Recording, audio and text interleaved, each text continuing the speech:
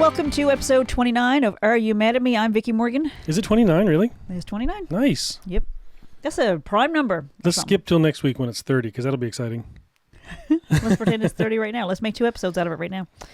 So thanks to everybody that's been listening and for the comments and feedback and emails and all that stuff. It's really nice. Feels really good. I got a message last week. This is posted at 8 o'clock Newfoundland time. I got a message at 9:14 Newfoundland time from a good friend of ours.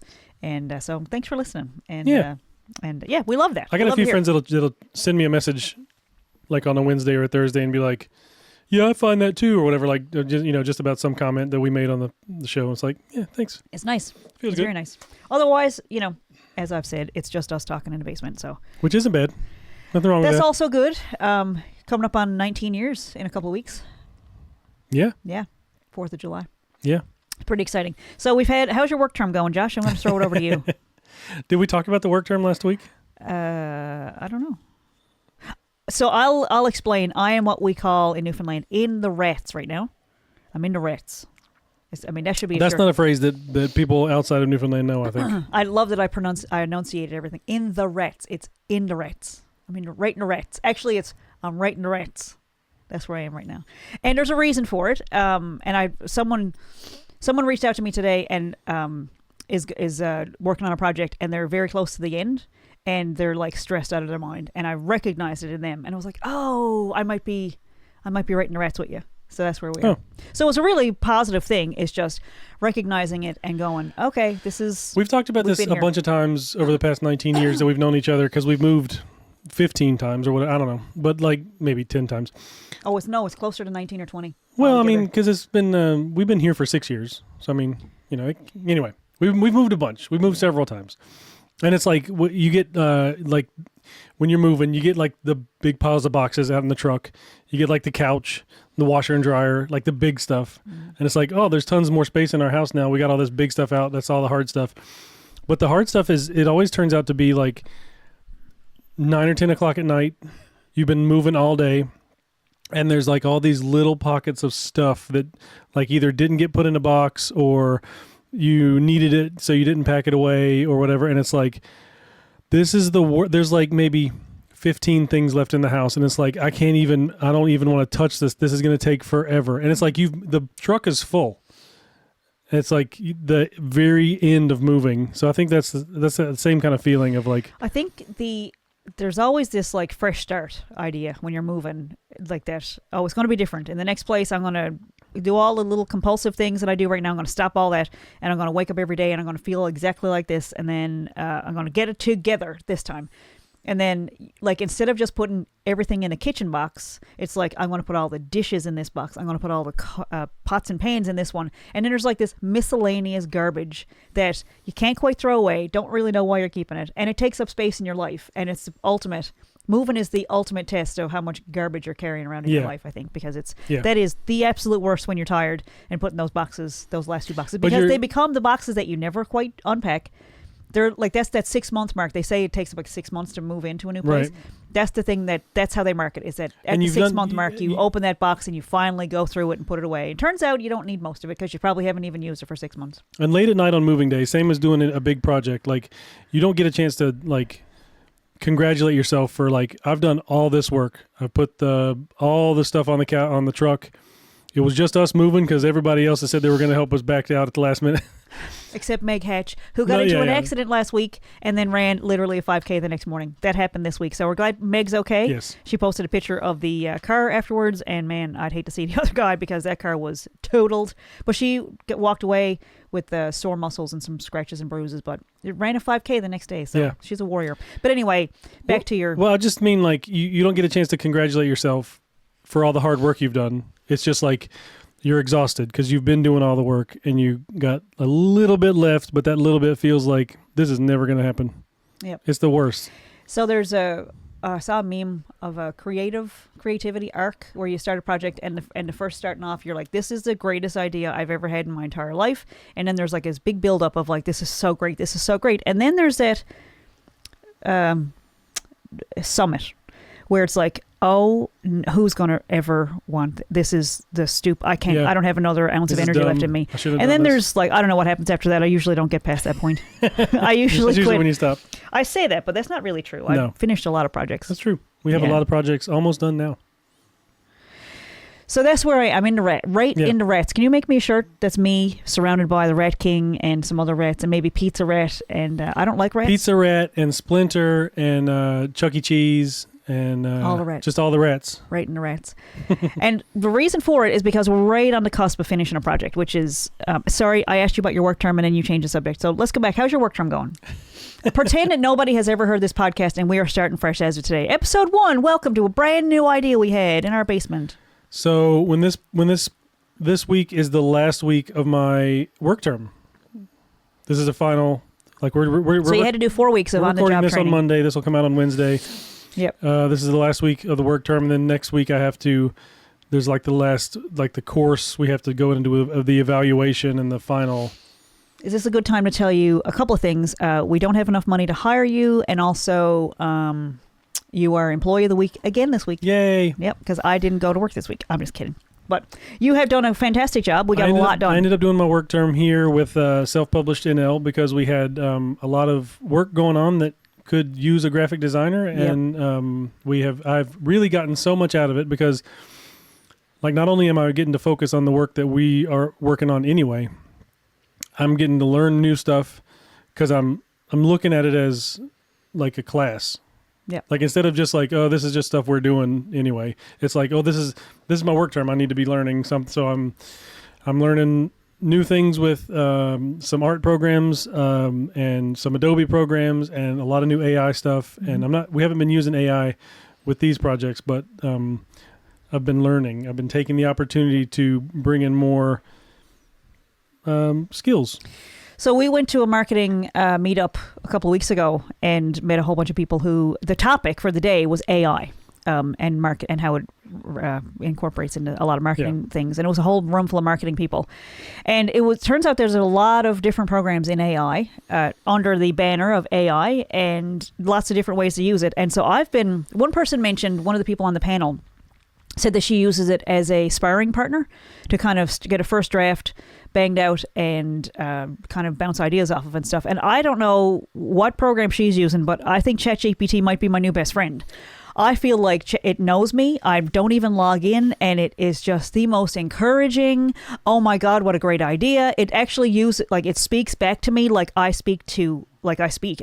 I don't ask questions like that, but it speaks back to me in human language. Like, wait, what? Oh my God, you did that? Oh wow, let's jump. And it's like, oh, it's way better than every other relationship in my life. I got it. No offense, but it is like, it's always there. It's always present. It's completely focused on me, and it is super engaged, and it knows everything. So it's like the perfect friend, except when it gets math wrong. It's really bad at math. I was reading something the other day. Is like you look at AI like a librarian, and it's in the library that has all of human knowledge, basically everything you could ever get on the internet. And this librarian knows where all this stuff is. And if you ask this librarian the right questions or phrase your questions the right way, this librarian, who is ChatGPT or whichever program you're using, will come back with the information that you're looking for and format it in a way that you can use. So it's it's like the translator that they had on Star Trek.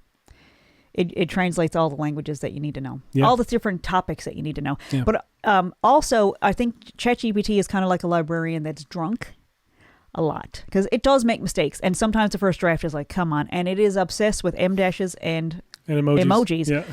But it is really, really great to bounce ideas off of and get a kind of a starting point. And so I've been using it for marketing ideas because I'm kind of stuck. Like I had a few epiphanies this week, and I think it was based on having that encouraging, like when somebody is really encouraging with me, that's when I really get a chance to really pick myself apart and go, well, I'm not that great, actually. And I kind of go, let's look at this critically.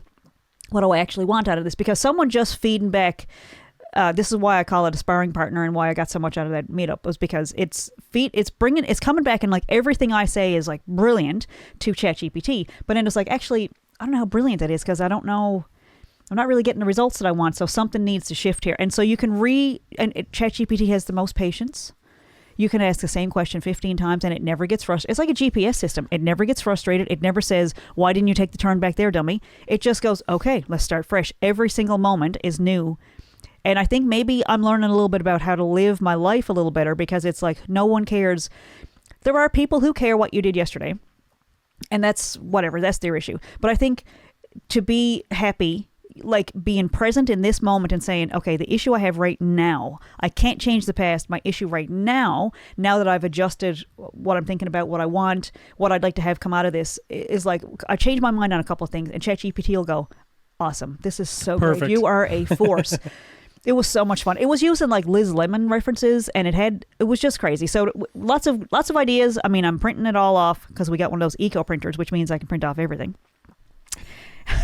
It is the opposite of saving paper and ink, because now I print off literally everything. It's amazing. I love it. It's because I don't run out of ink and I don't have to walk to Walmart to get a new cartridge. So I highly recommend eco tanks for the printers. It's worth the investment. We will eventually run out of ink and have to order more. I'm totally They're just fine bigger with it, tanks. but I'll be long dead by then. But like you can buy a whole box of paper, like 10 reams for very little at Costco. So big shout out to Costco, because buying in bulk, going through creative work, you're going to go through paper. I love digital, but some stuff I need paper in my hands to know, because I don't think I'm ever going to advance to doing everything on a screen. I just got a new mouse because I had a little thing on my laptop was like I had to move my finger. I hated it, and it was somehow got adjusted to like a left click, so everything was backwards. The buttons were swapped. Yeah. So then I was taking Josh's mouse because he's on a work term. He's working right next to me. So I was taking his mouse, and it was setting up to my computer's settings, so it was left-handed, and I adjusted to that instead of just fixing it because I don't know, I'm a masochist or something. Anyway, so printing off a lot of stuff, and so I got a lot of ideas from ChatGPT. And where was I going with that?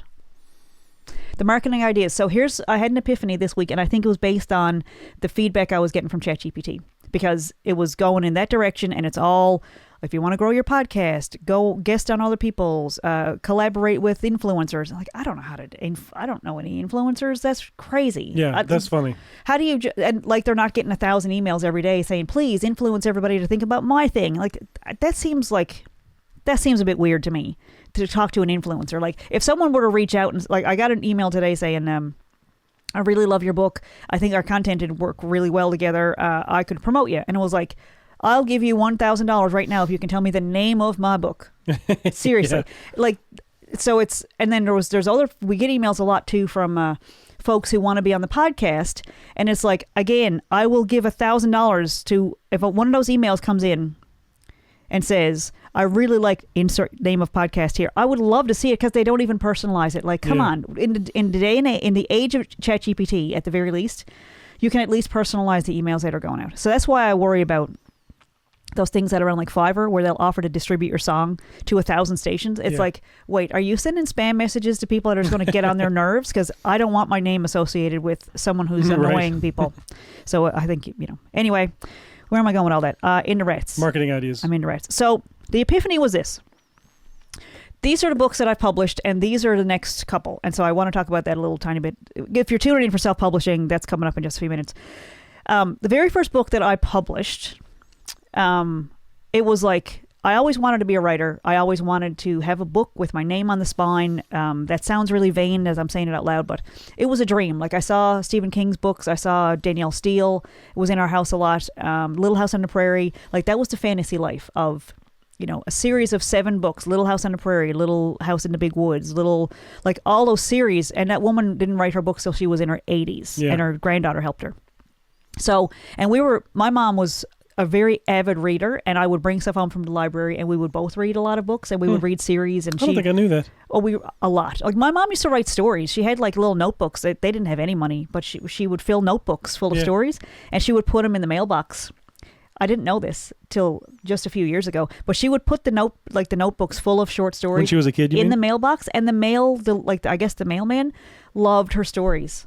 Like, I had no idea. I don't know whatever happened to those little notebooks, but so she's a writer also, and of course never had up until now, and maybe she'll see this podcast and rethink that, but also a writer, very good storyteller, loved telling us stories, and could tell a story. Like if I ask mom a story about how she met my dad, I can almost go along with her now word for word, because she's a great storyteller, and the stories don't change. Yeah. And they're very vivid. And I mean, I go to places now and I go, that's where they met. They looked at each other right here and they stayed in this room. They stayed in this hotel and this is where they got married and all the details. And I know it was just a great storyteller. So when the first book came out, the dream for me was I want to be a writer. And I've been writing since I was, young, very, very young. I remember being concerned when I started learning cursive I couldn't quite figure out how to put all the words together in one line. And I was like, when I get older, I'll be able to write, I want to go to the store and it'll all be connected. And I was like, no, that's stupid. So that's how far back. And I remember I started writing stories and I loved all my literature, like all my language arts classes. And I loved a chance to tell a story. So when the first book came out, I got a lot of attention because I finished the book. I posted on Facebook a lot about it and I was like, I'm so proud. And I was still into Rats because we were only 5 or 6 years out from losing Joe at the time. But it was a lot of congratulations, a lot of congratulatory messages on Facebook and emails and different things. And a lot of family and friends bought the book. But it was more of an accomplishment. Right. Which I think the problem for a lot of, like, the reason it hasn't really broken out, and same with the second one, and now the third and fourth. So I don't want to make the same mistakes with the third and fourth and fifth, and, we've got a lot of books in the hopper. I think there's a difference between an accomplishment and a product. And the separation for me has been, look, I published a book, and there's a whole lot of people will line up and say, congratulations, and pat me on the back, but they don't buy it. So what is the point of publishing? It's the same as why would we podcast? We obviously want listeners. We obviously want people to hear this and share it and comment and grow it. And I want to see the numbers like the Nate Land podcast has, like Joe Rogan has. I mean, obviously, why would I start if I didn't want that? Sure. So to be like humble, like, oh, if it helps one person, fucking bullshit. Sorry, can you take that out? But yes, I like the connection, but I also, of course, I want it to go because I'm broadcasting. Right. Like, there's a purpose behind it. Like, I like helping people and I like connecting, but at the same time, of course I want it to go viral. Of course I want it to be shared. Of course I want people talking about the episodes and sharing the clips that you put out. Like, why else would you do that? Right. And so I think it's separating the podcast as a product and treating it like, look at you figured out how to use a microphone. Like, that was great way back. That stuff you put on Facebook, it's like if you refinish your roof or build a table or something, it's like finish a marathon. It's like, look what I did. And people say, congratulations, that's so great. I'm so proud of you. Right. So it's kind of got equated to the same level of, here's the thing I did. And people say, yay. It's your highlight reel on Facebook, right? So if somebody finishes a marathon, at the most, you'll be jealous of it. And, boy, I wish I could do that. And look, I could never do what you just did. But nobody's expecting you to send them $14.99 or buy a shirt with their picture on it because they finished like a 5K or a marathon. It's like, congratulations. And I think that is the separation for me, is these are products. And I don't treat my books like products because I think there's like some dirty connotation that goes along with it. Like, how could you possibly make money from these stories that you've told? And right. I don't know if anybody feels any different about their story, like whether you're talking about dental hygiene or whether you're talking about how to be a beekeeper. I think there's a separation of why would somebody pay money for this knowledge that I have. And so for me, the big epiphany this week was, I feel like I want to move my mic so I can talk more to you. Okay. It was, okay, great. I don't need so many pats on the back this time. I need to see sales. Like, I'm selling a product. And so I don't know what I'm going to do about the first two, but I know the next book that's ready to go is in the final draft. I mean, we got the final proof here. When that one goes out, I want to treat that like a product because it teaches how to publish a paperback, how to publish an ebook, and there's 7 chapters in there on marketing. Right. So that is an actual book that you could pick up and read from cover to cover, and by the end of it, if you follow along, you will have a published book in 30 days. It's a new skill. That does not mean writing the book. If you haven't written your manuscript yet, if you follow along with a book, you could have an ebook and a paperback and a marketing plan in 30 days. 30 days is generous, I think. It would be generous because it's a very short book. And I think it's in plain language, and it's what we learned in our process because we've done, I think we're at number 10 right now. We've published 10 books already. Yep. Already. That doesn't include these. Yeah. So we learned a lot, and Josh is an amazing graphic designer, and I love going to Josh with an idea for a cover because he's really tuned in to what I want, and you listen, and you don't have there's no ego with you at all. There's no like, well, I think I don't want my name on that, or I think you should look like this. It's like you get it as a graphic designer. And I think there are some hybrid folks who are graphic designers and have been in marketing for a long time, but don't necessarily know about marketing. And I think there are marketing people out there who don't know about graphic design. And I think stay in your lane, like as much as possible, because you might have a hunch, but it's, does that make sense? Yeah. I like that you stay in your lane and you're very encouraging and supportive, but you don't force your ideas on me. It's really, here's your vision. Here's what I like. You bring my visions to life, and you do things that I don't know how to do, which is, I think, perfect Well, I combination. like working with you. Well, I like working nice. with you. I really do, and I really sincerely do recommend you for, like, if anybody's looking for a graphic designer. Everything else aside from self-published NL, like I would go to you with graphic design work, and with your video stuff too. It's really funny. We started out doing video editing, where I was the one doing the courses and doing the stuff with the community television stations, and showed you how to edit. And I don't touch Adobe Premiere anymore. I don't touch it. I absolutely despise ended up taking over some of the work for one of the documentaries we were making, because you needed me to take over some of the work, and then I just started doing video editing. At the time, I was doing both and failing at the one I was working on, which is, looking back, I should have went with the successful one, because the other one did really well. How to Fail at Accessibility did really, really well. It was a great, great show. And then How to Fail at Documentary Filmmaking turned out to be an absolute bust. But I did get a book out of it. So. That's true. But it was a lot at the time, and we had two contracts so close together that we needed to put product in. And but there was also the podcast. You took over. I was producing a podcast for somebody, and you took over with that, because I just absolutely hate editing. I can't stress it enough. I hate it. I don't want to edit books, and I don't want to edit video, and I don't want to edit audio. I hate it. I know how. I also know how to do math and accounting. I just hate it. I don't. Yeah. That does not bring me any pleasure. So, where does that leave me?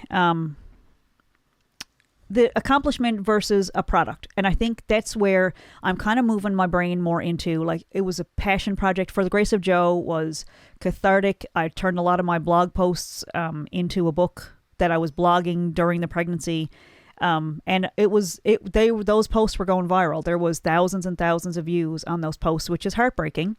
But I thought, okay, well, if people are reading the blog post, then maybe they'll also want a book. And they just didn't. I don't know where the disconnect was, or if they had already read it or maybe. I don't know how to reach people to make the book available. I don't know. But with the second book was like, okay, here's my chance at comedy writing, which is what I want to be doing. I love doing comedy. And you set out writing that book to practice writing comedy. Yes. And not entirely sure if I'm any good at it, because it wasn't wildly successful. There was a lot of people that bought it. There was reviews on Amazon, but not really enough to go, this is not really what I should be doing, or this is definitely what I should be doing. I can't really gauge it. Like, I've gotten really positive, strong feedback, but it not like wildly successful. Not like I told my friends about it, or I recommended, or I bought it as a gift for somebody. Like, people were kind of patting me on the back and saying, good job, and read my little book. A few people said they read it in one sitting, which is hilarious to me. Because when I read, like Nate Bargatze, I didn't read it in one sitting because I wanted to make it last. Yeah. And his is substantially longer than mine. And it's so good. I can't recommend Nate Bargatze's book enough. Big Dumb Eyes, go get a copy. Borrow mine. It is so funny. I want him to live forever. I love him so much. Anyway, accomplishment versus product. When you're setting up your books as a business, because that is what it is. It's a small business. And so if you treat it like a small business, and you can see yourself as an entrepreneur, and this is a product that you make, that you can make available to people, it changes how you view yourself and your product, and what you're willing to do for marketing. Yeah. So that's been a big shift for me, because it's like, okay, I want this next book to sell. And so here's the really crazy thing that's been going on. This is vulnerable for me, because it was when I started off listening to these things, I was embarrassed. I would keep it turned down really low. I didn't want you to hear it. I didn't want the kids to hear it. And it became this thing where the kids were overhearing it, and then they'd say things like, oh, did Esther Hicks say that? Or did Abraham say that? And it was like, what? And I talk about this in all three books, where I found this weird little store in Maine called Leapin' Lizards. And I walked in. Here's my journey. And it's very brief. I was an absolute mess after we lost Joe. And I was offered every pharmaceutical known to man, and I can't swallow pills. That's not a judgment on medication. I just can't swallow them, so they weren't doing me any good sitting on the counter. So at the end of my rope, I tried CBD. I went to a cannabis clinic in Maine. There was one legal provider at the time. You could have medical cannabis in Maine, and there was a provider. So we went to this clinic, and during my visit to the clinic for cannabis, there was also this free Reiki session. And you could get like a 15-minute Reiki session as often as you wanted, and it was all completely free, part of, what they were doing for their clients, right, for their patients. So one of the Reiki practitioners told me about leaping lizards, and I was going in there in pain and anxious out of my mind. 15 minutes later, I will be tears streaming down over my face and the most relaxed I've ever been in my life. Right. So like, okay, you got something, Reiki works. She told me about leaping lizards, which I went to. And the lady behind the counter was like something that came out of a cloud. It was like, there was like harps, not harps, but like the wind chimes, Yeah. There was like a fine mist, and there was wind chimes. That's at least how I remember it. And she just appeared, and she was like, "Oh, have you heard of Abraham?" And I went, "Oh, what a kook. I'm getting out of here." Religion. And she went, "Well, I just assumed it was a religious thing. No offense against the religious people. I just wasn't ready. I'm Catholic, recovering Catholic. I don't need any extra ones." So I was like, "Oh, God, Abraham, what's this kook about?" So she said, "Look, you don't need to buy anything from me," which is my favorite marketing. When somebody says, "No pressure." Yeah. My favorite YouTuber is Jennifer Maker, and she is very, very good at sending stuff out and going, "Look, you don't need to buy this today. I'll put it on sale again. Just letting you know it's available. Just letting you know." So she said, "Look, here's the cheat sheet from this book if you want to get into this Abraham stuff, here's the first book that they wrote, or here's a cheat sheet. Here's basically what you'll get out of the book." And it was all related to, The Secret was real big a few years back. Yeah. Everybody was buying Rhonda Byrne's book. We just watched the Katie Holmes movie again a couple of nights ago. It was called The Secret, Dare to Dream. It's a beautiful, beautiful movie. Yeah, it's pretty good. It's beautiful. Yeah. So all of that kind of comes back around to The Secret. If you read The Secret, it's like, oh, all you need to do is think about a Lamborghini or a gold necklace and you'll have it. But the problem with that is, yes, you can manifest just about anything you want in your life, but if you're depressed and you get what you want, it's going to go pretty fast. You're going to lose it really fast because you haven't actually, what they call, done the work. You haven't actually gotten to a point where you feel better about yourself. Yeah, and you feel like you deserve it. Like, you kind of need to work your way up, or it just poofs and disappears on you very fast.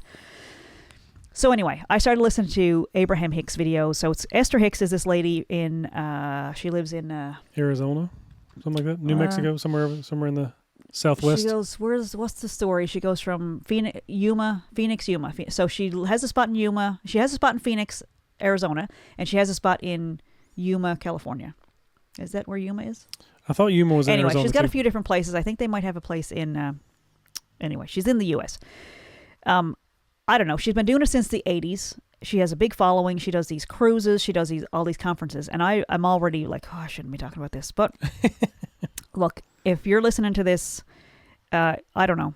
You're manifesting it just as much as I am, because this might be the thing that you're looking for. Yeah. Maybe you've been through the religious stuff. Maybe you've been through a bunch of shit and you're like, is there any point to any of this? Like, I feel like I have no control over my life. This is one of those things that it doesn't cost you anything. You don't have to buy into it. You don't have to buy the books. You don't have to do any of it. You can just listen to the billions of YouTube videos, and it works. I mean, I'm going to say that. You can be the judge if it works or not.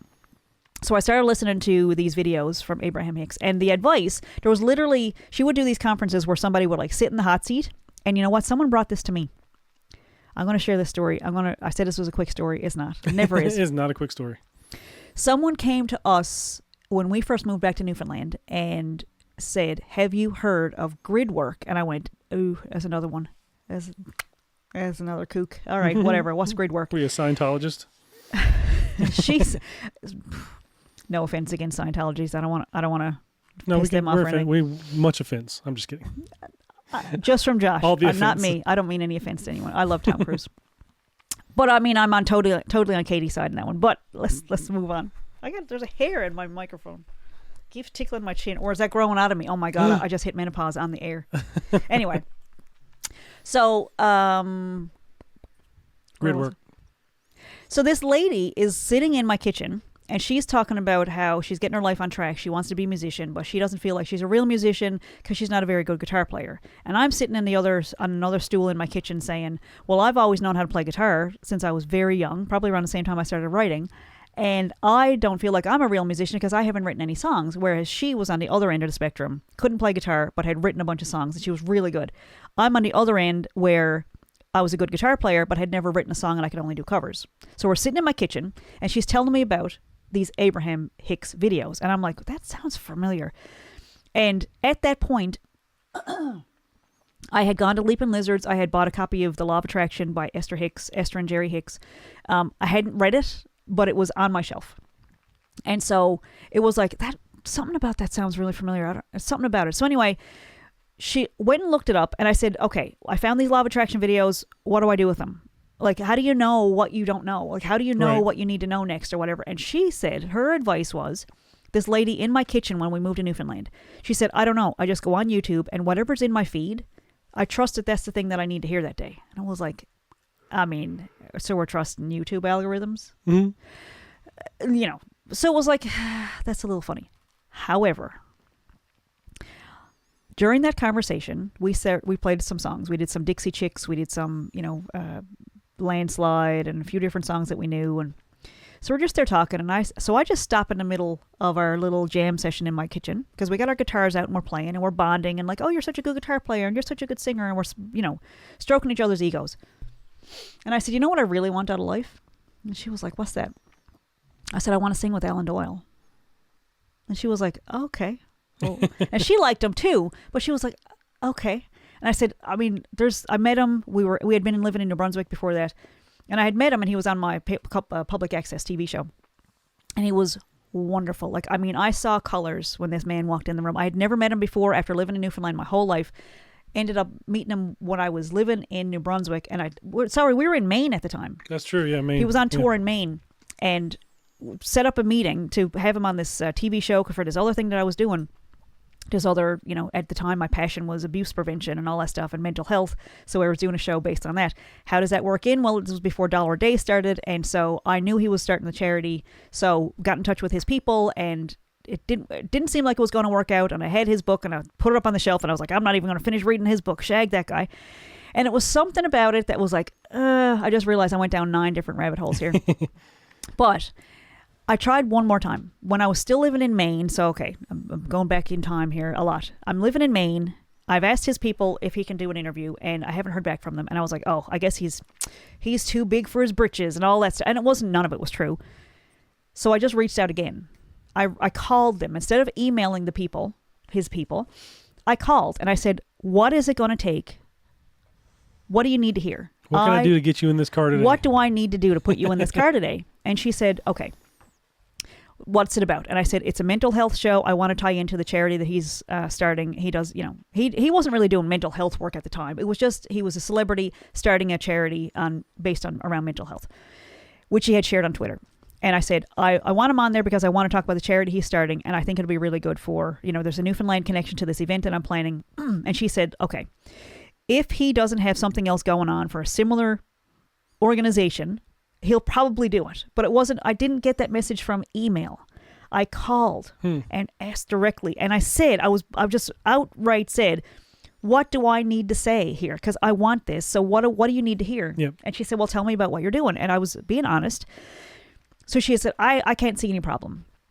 So a few days later, and I was getting so close to the date that he was going to be in town, I was like, there's no way this is going to happen. And so like the day before the show in Brownsfield, I get a call from his people, or maybe it was an email, and they said, Alan has some time before the show. Please tell me you have tickets. And I was like, of course I don't have tickets.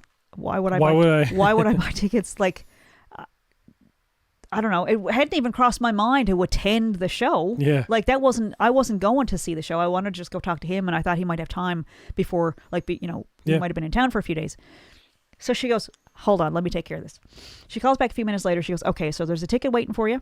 Mm-hmm. Alan's going to see you just before the show. And I'm going, okay, I guess I should probably read the rest of his book. Get the book, which I did, and I took notes. And it was the first book he put out is my favorite of all the ones he's put out, and he has another one coming out this year.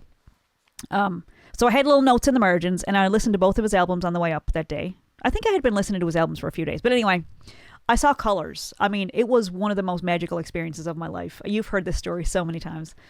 It really changed my perspective. Like, oh, this is like, here I am. I didn't feel like a whole lot of a person at the time because I was still going through the stuff we were just a few years out away from Joe, from having lost Joe. And I was just feeling pretty bad about myself. And so when I met Alan and he treated me like this celebrity who was producing a TV show, and he treated me with such respect. You can go find the episode online, or maybe we can put a link in the show notes. Yeah, for sure. But it was a great little, when it was the first time we had ever met each other, and it was like, oh my God. And I said, as a joke, maybe I'll move back to Newfoundland and work for your charity when you start it. And he was like, yeah, you never know. So we moved to New Brunswick.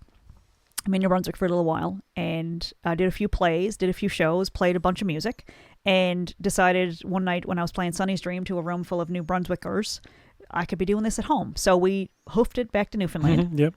And moved to Newfoundland. I have a story about that later to remind me to tell you about the New Brunswick story. So we're sitting in my kitchen, and I have been, I've met Alan, saw him at a few shows in New Brunswick and Nova Scotia. We went up to see the ECMAs, and I saw him like every day at the ECMAs, and lots of magical experiences up there in Halifax. And so then we're back in Newfoundland, and I'm sitting in my kitchen, and I say, my dream, like this thing, this little kernel that's been kind of, growing like a bamboo shoot. It's under the ground. You can't really see it yet, but like I have this dream of, I want to sing with Alan Doyle. Like I can't explain it. There's this song that I love of his that just it just grabs me in this way, and I want to do it. I would love to sing it with him. And she went, okay. Yeah, okay. And so I take up my phone and I played it for her, and I was like, just listen to this song. It's gorgeous, right? And she was like, I mean, I've never heard it before. It was one of the B-side, it's like an abstract kind of song. So for the next few weeks, like around that time, I would put the song on in the car when I was out driving by myself, and I would turn down the balance so that the left side, like I could hear the harmony part. And so I was driving around in my car singing the harmony part for weeks. Yeah. Literally Practicing. weeks. Practicing. For what? I don't know. I learned how to play it. I learned the harmony part. For what? There was no playing. I had nothing on the horizon that would have said, you should be practicing this. Why would I practice the harmony for that song? It was ridiculous.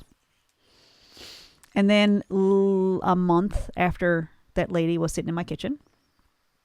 Was it that soon after? Yeah. He spends some time in this little community here in Newfoundland, and they have a garden party every year. And so he was in the habit. He had been doing it for 7 or 8 years. He was performing for this, group of friends. They all have cabins out in the same area. And he was just playing in a field. Like they do this little garden party. And so I was invited to play at the garden party. As another performer. As a performer. We had played at that point maybe 2 shows. Yeah, we were just getting started. We did a couple of shows with my dad, and we had a different name, and we didn't even have a band name.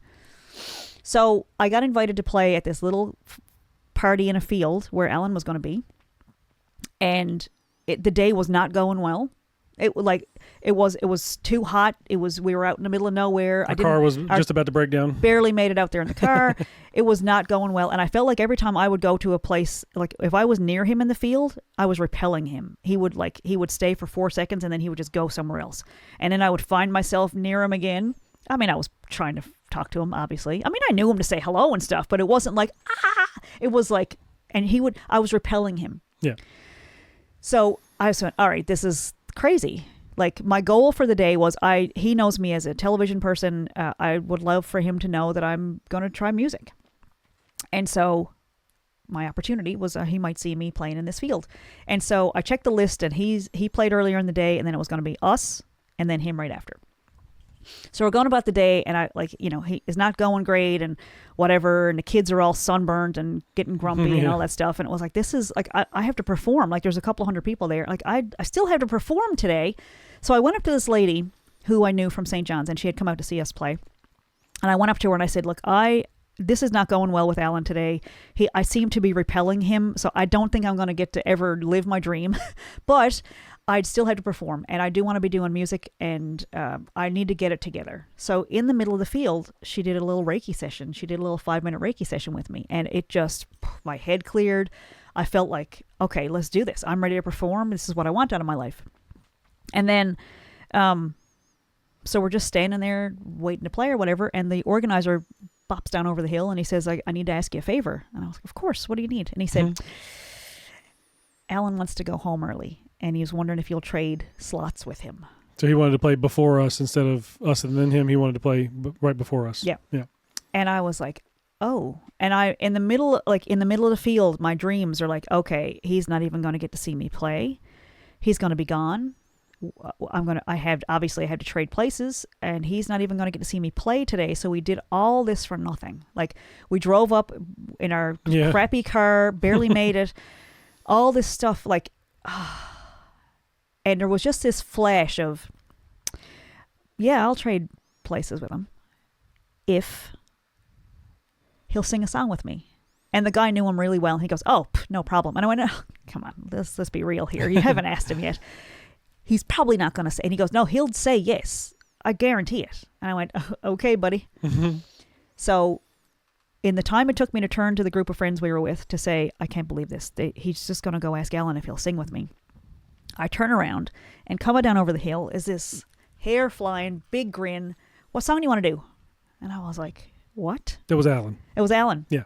The organizer had gone up, Kevin Parsons had gone up and said, whatever. And Alan was by my side seconds later. What song do you want to do? And he took my guitar and sat in the grass and said, all right, let's run through it before we get up in front of all these people. Because, I didn't know you could even sing. So he's sitting in the grass, and I'm just there staring at him like, oh my God. He starts, because he hadn't sang the song in a long time. He's like, I didn't think anybody even knew that song. He wrote it with Russell Crowe, which is hilarious because anyway. And I love this song. So he starts going through it, and I'm looking at him going, this is it. Like, what do I do here? Like, do I sing along? Like, I'm not a singer. I've never done this in public in my life. And here I am, like, trying to come out as a singer, and Alan's singing in front of me, and I've been practicing the harmony in the car, and he's singing it right in front of me. And I'm like, I should just sing along. And so I started singing along, and there was like 6 cameras on us. Yeah. So we had it from every single angle. Talk about paparazzi. It was like magic. And his face lit up. It was like, oh, I had no idea. That's how I felt. I don't know what he was thinking. That's just how it felt, like looking back at the video, which I've watched 1,000 times. But it was like this moment of, I should probably sing along. And him going, I got to get up and sing with this fucking idiot. Like, I don't know who this is. And I started singing along, and I was singing harmony, and he kind of went, like his shoulders dropped, and he went, and he's got this grin on his face, and we went through the whole song, and the head of his fan club was standing there, and she kept saying, this is fucking beautiful, you guys, this is fucking beautiful. It was pretty sweet. So then we got up and performed the song Lover's Hands, that I absolutely, like, my all-time favorite song that he's ever written so far. He's still got lots of years left. The whole point of all of that, and we're going to put that in the link. We'll put a link in the show notes as well, because that was one of the most magical moments of my life. It was a month after I said it out loud in my kitchen to a lady who was telling me about Esther Hicks, about the law of attraction, how she goes on YouTube every day and starts her day with a 15-minute video that lifts her spirits, makes her feel a little bit better, kind of helps her focus and grounds her. And I was like, yeah, that sounds like a kooky mess of stuff to me. But I started doing it. And 30 days later, like, it might have been 29, might have been 31, but it was a month later, I was doing the thing. It's on the cover of the book. Like, you can see us, this right here, How to Fail at Documentary Filmmaking. That's me and Alan that day. That's right. In the field. I mean, there's stars coming out of my eyes. Like, I'm so impressed. It's not even funny. We had a good time. And so manifesting and law of attraction and meditating. And it's not like it doesn't hurt anybody. That's what I love about it. It doesn't ask me for any money, and it's not causing any harm to anybody else. So she had somebody, Esther Hicks does these conferences and like cruises and things like that. And these people come to these seminars, and it's like a couple of $100 to go to the seminar. I actually signed up for one during the pandemic in Boston. The virtual one. Yeah, I did. No. It was, I had bought tickets to go to one in Boston, but we just weren't able to travel during the pandemic here, during the first one. So she gets these people in the hot seat, and they'll get up and say, here's what I want. And she spends 15 minutes with them, and she'll like say, here's how you feel, blah, blah, blah. And then by the 15 minutes, she has delivered some wisdom that makes everybody in the room feel better. And off you go. And they make videos out of it. And there's all these, there's so many copies of all the different sessions. It's crazy. So in the last little while, so she had somebody in the hot seat who said, I wrote a book, it didn't sell. And her advice, word for word, if you want to sell more of your book, start writing another one. Yeah, that's good advice. Based on what? Based on since then you've done it. Exactly. So it was like, write another book. Why would I write another book? The first one didn't do that great. The second one didn't do that great. Why would I keep writing? Like, well, because I love writing. That's what I want to be. That's what I have. Anyway, songwriting counts, music counts, all of it counts. It's all creating. So in the last little while, I have been working on a brand new book. And from that, Josh started doing his work term with Self Published NL, and that book has turned into multiple other books.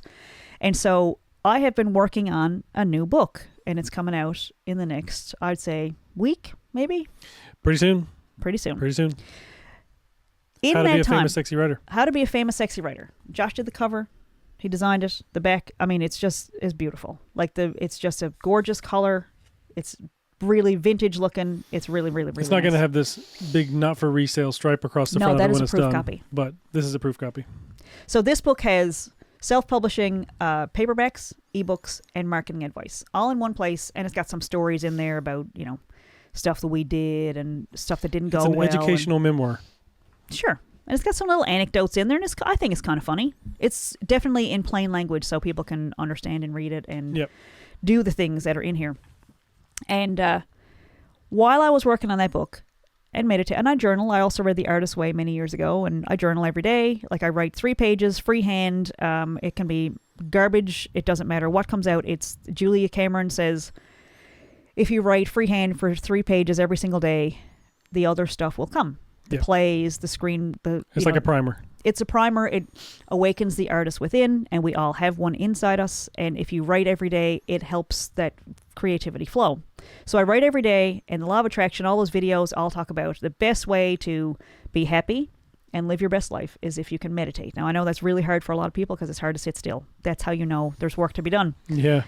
So I've been trying to meditate as much as possible. I write every day.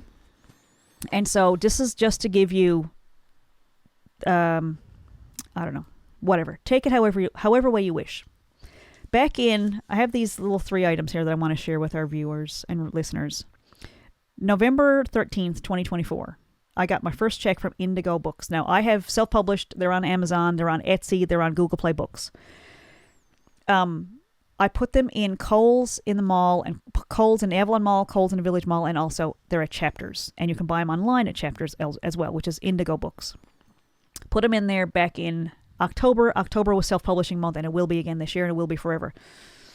During the month of October, I got a royalty check from Indigo Books for the big, giant sum of $10.45. I haven't cashed it because I thought I don't need. So what's that like? That's probably like 2 books, right? 2 or 3 books? I don't know. Might be 1. So I get this check, and it's for $10. I haven't cashed it because I don't need the $10 that bad, and I don't want to part with this check because this is a hard evidence to me that my book is in a bookstore, $10. Okay, so let's lay that right there. Earlier in last month, I got a check this was from the 6th of May. I haven't done anything. We haven't done any advertising. We haven't literally done anything with these books. This is for the Grace of Joe and How to Fail at Documentary Filmmaking, which are available at Chapters. Right. Earlier in June, I got a check in the mail from Indigo for $29.15. And I was like, triple. That's triple. So I just 3x'd my sales. 3x. It doesn't say which books. I do know it's not the new one. It's the new one that's not out yet. The 2 books that are in the bookstore. Okay, so that's a check. Okay.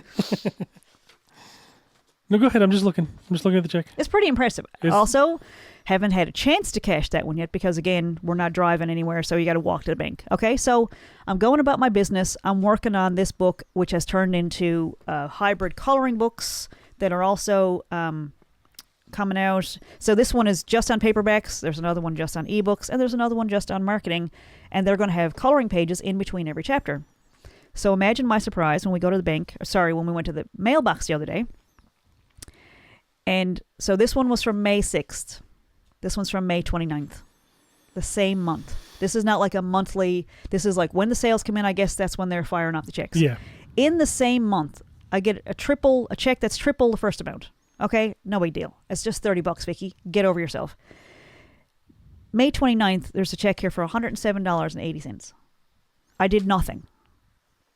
That's your passive income. I did not market. I did not try to sell the first 2 books. I did nothing. But I was working on a new book, which, according to Esther Hicks, who goes by the name Abraham, when she doesn't like to call it channeling, but she gives advice and removes as much of her own ego from it as possible. And she says that if you want to sell your books, write another one. Which sounds counterintuitive, because why would I write another one if the first one's not great, or not doing well? So I've been working on this book, and another check showed up that is 10 times the amount of the first one. I mean, that's happening. It's not huge. I'm not making 6 figures. I didn't leave my 9-to-5 corporate job. I didn't whatever. I didn't turn it into anything. I didn't turn it into 6 figures. I'm not on a beach in Hawaii drinking whatever they drink pumpkin there. Spice lattes, whatever. I can't argue with that. So, as much as I've been through marketing school and adult education school and communication school and all those things, all of that combined, the cost alone is ridiculous for what we've paid for our educations. But at the end of the day, all my teachers, I'm sure, would say, "What are you doing? Talking about meditating and talking about trying to manifest what you want." Because all that stuff, I've done every self-help book, I've done all the seminars, I've done 3 degrees, and none of it has helped me, because that's, where it got me to get all those degrees? Very few sales. Thank you to the people who bought them. I don't mean to shit on anybody. Thank you for buying the books. But it wasn't like crazy success. It wasn't like, oh my God, it's the biggest selling whatever. It's not that. It was a bestseller on Amazon. But that's a whole other, we cover that in the book. That's a whole other chapter. But it's, I lost my train of thought. That you're not making 6 figures, but this happened with no marketing. With zero effort. With zero marketing plans or anything else. The book is available in these stores, and people somehow, in the same month, I got 2 checks from Indigo. And I was happy with the $10 check. And again, I'm not making 6 figures. Unless you take the decimal, I could say I'm making 5 figures. There you go. But it's not like astronomical overnight success. It's really, why are you doing the work? Well, I like to write. I'm writing because I like to write. I like to teach. I like to share what I know. I like for people to feel as good as I feel. Because obviously I'm not doing this for the money. I'm not doing it for the sales numbers.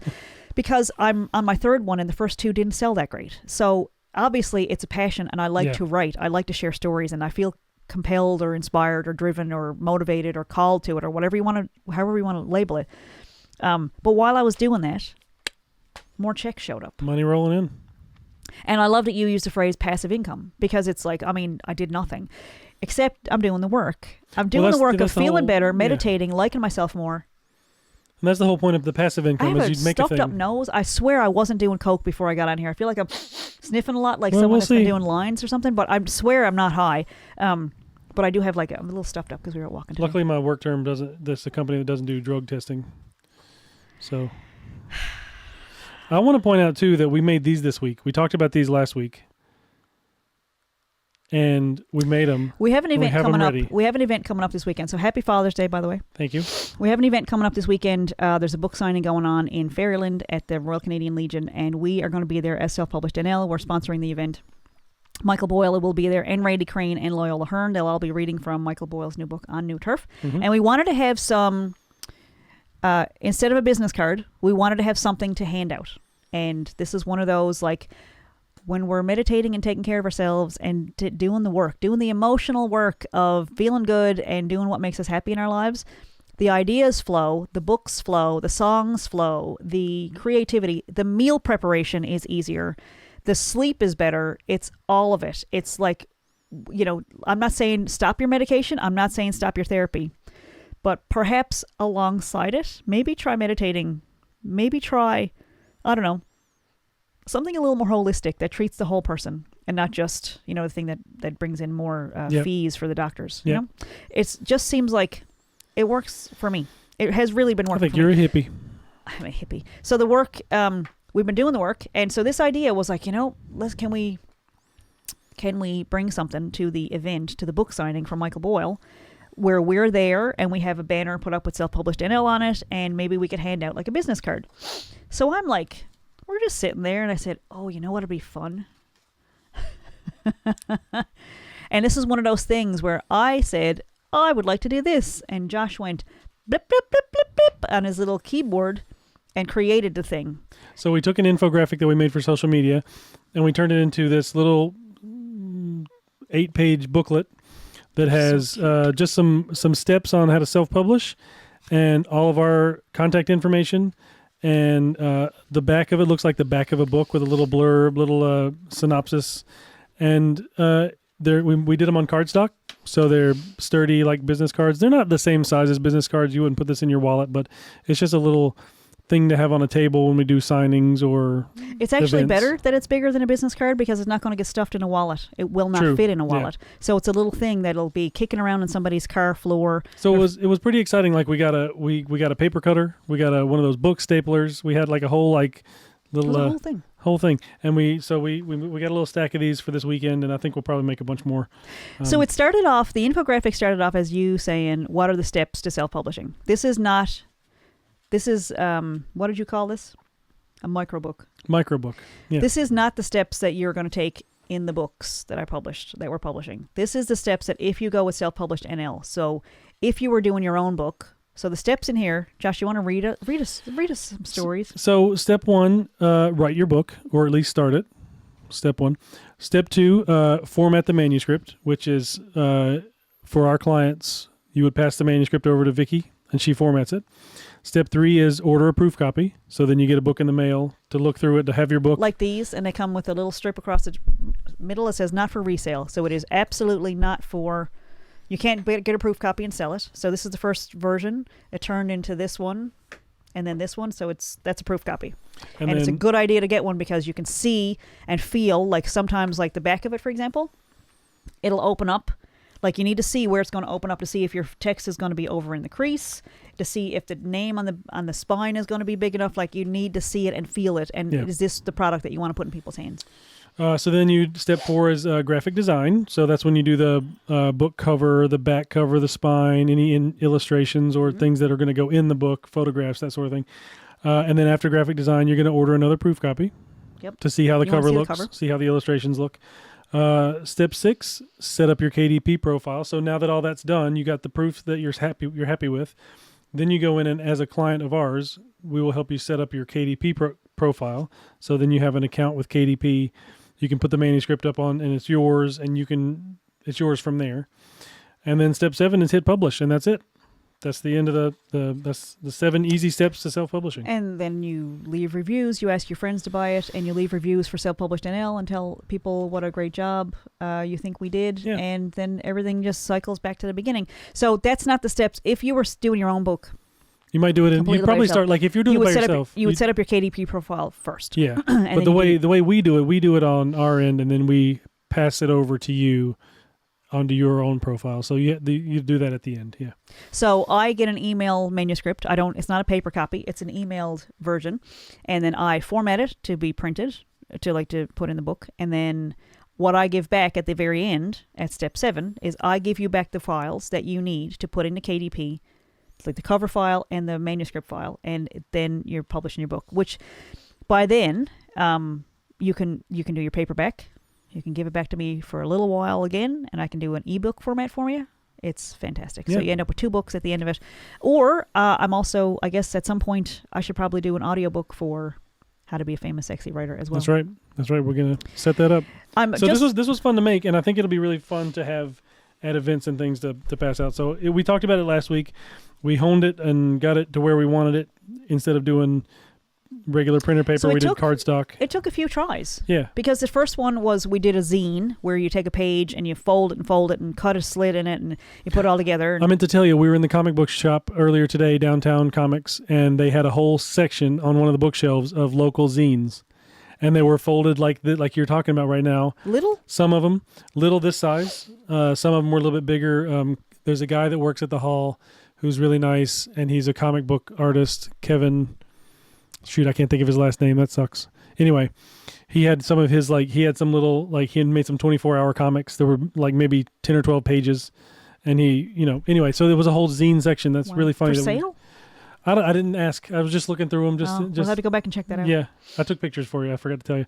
That's fantastic. But yeah, we started out folding it, and then it didn't work because when you're folding it, some of the pages would be folded together. So as you're turning it, you turn like half. It was folded, and it was just a little awkward. So these we ended up making it like a book with staples in the spine. Just it looks like a little micro book.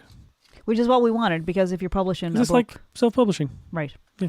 So we've got all these different things here that you can. So we're having a good time. Yeah. I think that's the goal. Is you should be having fun in life. I think. I mean, maybe not. No, that's just No, for the should be- special people. Is that right? I'm having a good time. So final thoughts. So I'll tell you, I'm not into rats anymore. Good. I knew that once we get past the just to start talking, it would work it out. So This is our therapy. I'm balancing out, like, the lifestyle. There was a job posted last week for an event planner and special, there was a couple of jobs actually I saw last week, and it was one was for a brewery, one was for like a St. John's tourism agency here in town, and it was like manager of corporate sponsor relationships Blah, blah, and blah. event planning, which Yeah. I know I could do.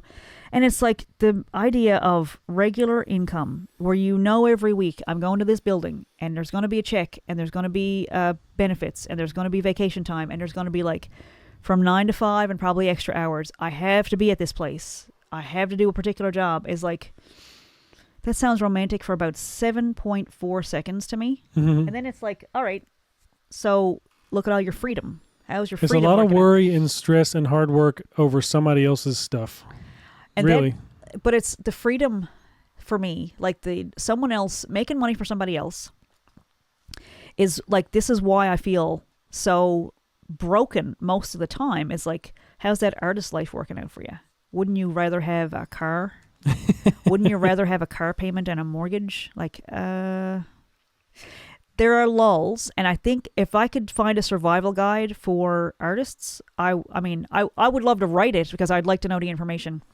Surviving the lulls in between gigs, because to be fair, when we make money, if you broke it down by the hour, we make so much more than people make in offices. It's sad, like, to think about, oh my God, you guys went and made what, that much an hour? But then there's these lulls and dips, and it's not just financial. It's in between projects. Like when you're coming up to the end of a project and you don't have something on the horizon, like I need to plan my next vacation before the first one ends. Like I need to have a next project in the hopper because I really feel lost at sea when there's no next project. Yeah. And I'm learning this stuff about myself, and it's like, so if you're so upset because you don't have a job to go to tomorrow, why don't you just apply for a job? And I did, but I'm like, please don't call. Because I love my freedom. I choose what I want to do every single day of my life. And it's flaky and it's like airy-fairy. And I made a shirt yesterday instead of finishing the proof. And like, because I'm trying to get the creative juices going. And it's like at some point, so what I'm getting out of this is at some point there has to be, like, I have financial education. I have business education. Okay, airy-fairy, yes, you're a hippie. Blah, blah, blah. Look at you, you're creative. Bully for you. At the end of the day, there has to be money coming in. So it doesn't need to be everything I do makes money, but I do have business knowledge where it's like, okay, you have to start looking at things as a product. Right. Not as an accomplishment. Like, okay, congratulations, you wrote a book. Like, all right, there's got to be an end to that where it's like, who cares? You wrote another book. We knew you could write a book. But for me, the challenge right now is, can you write a book that sells? Can you create a project that actually people want? And that's the question that's on everybody's, well, certainly on everybody in this room's mind, as I don't know. Let's find out. So the coloring pages, I did color some of them. We drew all the pictures. Yeah. It's graphic, like as far as graphic design goes, Josh did the cover, the front and back, and the spine. And both of us illustrated the coloring pages. We both illustrated the coloring pages, and they are for in between. When you, like, okay, you learn something, there's a section on book promo videos, and then there's the next section, and there's the coloring page. And then the next section is on setting up your KDP your profile, blah, blah, blah, blah, blah. Like, but there's coloring breaks in between because learning is hard. Yeah, learning is hard, and coloring is fun. That is not meant to be condescending. Learning is hard, especially when you get past a certain age of 18, when you're not in high school anymore, it becomes you're an adult learner, and people learn at different paces, and it might not be for everybody. So if you want to know how to do all that stuff without any of the coloring pages because you think it's too whatever, okay, then there's another book out there for you. Or you can spend months and months and months researching every step yourself. If that's what feels good, go for it, man. It's awesome. But there is a market out there for people who want to know how to do these things. I wish I had found. I wrote the book that I wish I had 6 or 7 years ago. Is really what it comes down to. So that's our theme. Final thoughts would be what? Product versus accomplishment. Product versus accomplishment. It's okay to sell your book. The emotional ones, like, you might want to have somebody that is on your team, like that's encouraging and stuff to help you through that hump, because when it's a personal book, there is that kind of hold back of like, oh my God, can I make money off of this thing that happened to me? And if you can just get your head around how many people it's going to help, I mean, it's a service. It's like a healthcare service. Like, you're making money off people who are, want to get back to a wellness form, like, as their baseline. Yep. And you're like, are you hoping that they'll do bad things to their bodies so that you can get more business? Like, I don't think so. No, but the service needs to be. The service needs to be there for people who need it. So, like, are you okay making money, helping people get well? Like, people don't need to write books. But creatively, I think everybody needs to have creative outlets for their mental health, because I think there's only so many pills you can ram down your throat before you actually got to look at your life and go, some of this stuff might not be working well. Like, maybe I need to make a couple of changes in my life. Don't stop taking your pills. Don't stop going to therapy. But look at some alternative stuff, because I think there's a whole lot more out there that feels good, even if it's alongside, like. Keep the pills, keep the therapy. Also, try crocheting something. Try painting something. Try write a poem. Pick up a guitar, like the guitar that's been sitting under your bed. Oh, I don't know if the strings is not in tune. Probably not. They're probably going to snap. Invest in $20, $20 set of strings. Yep. Invest in it. Learn a couple of chords. You'll never be lonely as long as you have a guitar in the house.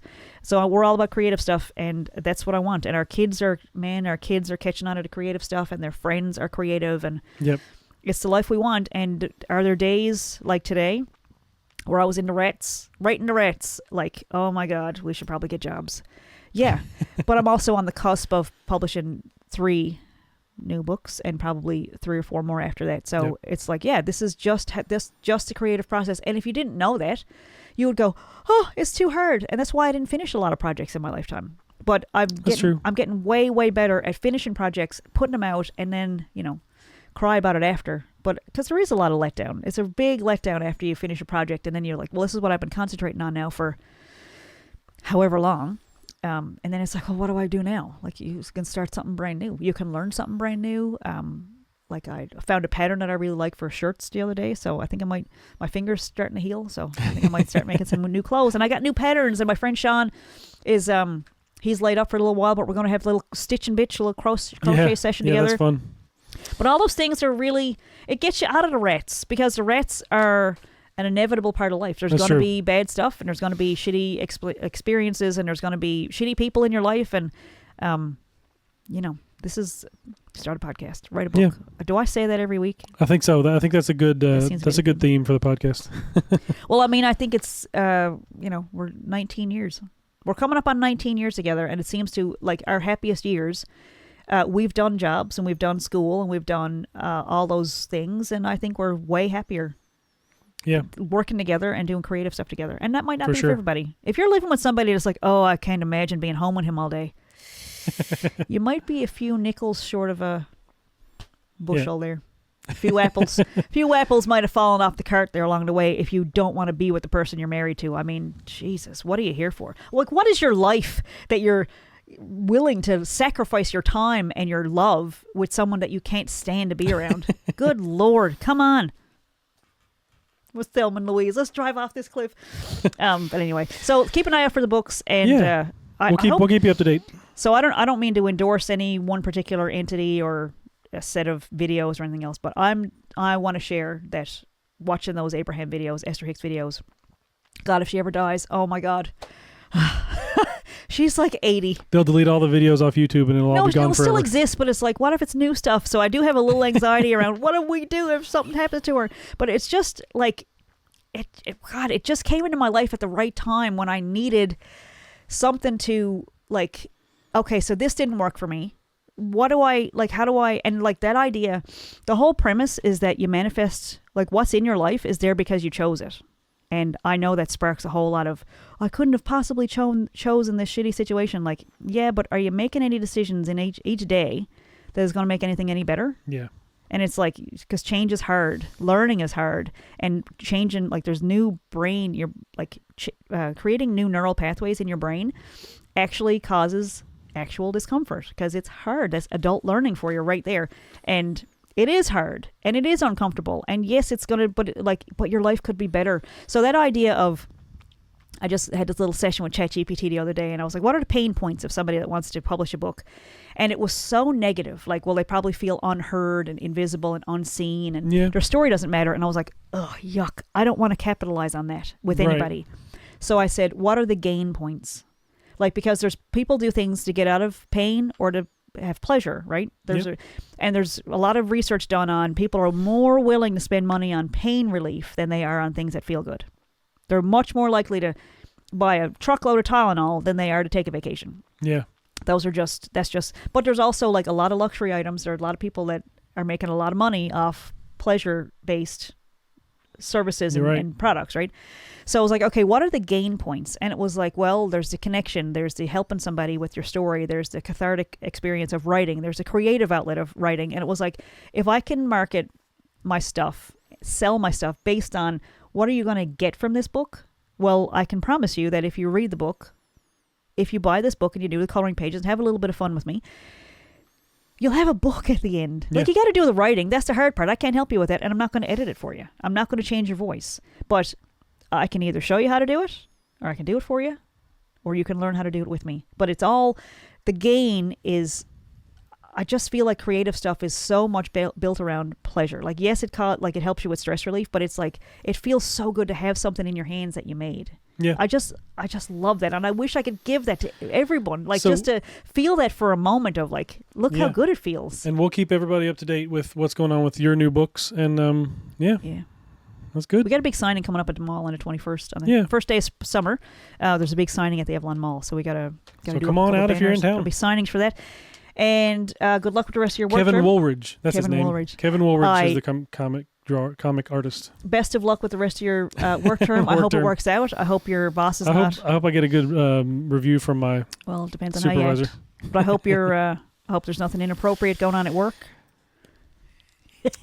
All right, folks. That's it for us this week. That's it. That is episode 29 of Are You Mad at Me? Thank you once again for joining us. We love it so much. We love when you're here, and we love you for listening. And this is episode 29. I'm Vickie Morgan. And I'm Josh Morgan. Oh, and before I forget, don't forget to listen to Nate Len podcast because that's on the way. That's coming. We are going to Nashville, and we're going to go to Zanies, and he's probably not at Zanies, but here's my goal. I'm going to say it out loud.